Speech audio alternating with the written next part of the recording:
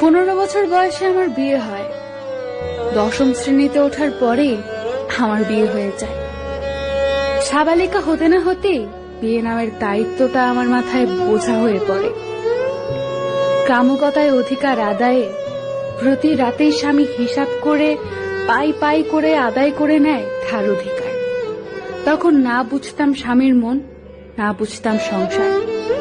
5 বছর শেষে এখন সবই বুঝতে শিখে গেছি। সংসারের কাজ, শ্বশুর শাশুড়ি এবং স্বামীর সেবা যত্ন করতে শিখে গেছি। বুকের ভেতরে কষ্টগুলো ছাপা দিতে শিখে গেছি। শুধু পারিনি আমার রূপ ও গুণাবলী দিয়ে স্বামীর মন জয় করতে। তাই জীবনে আর যাই করেন, মেয়ে হয়ে কখনো নিজের পায়ে না দাঁড়িয়ে, নিজেকে যোগ্য প্রমাণ না করে এমন কাউকে বিয়ে করবেন না যার হাতে নির্যাতনের শিকার হতে হয়।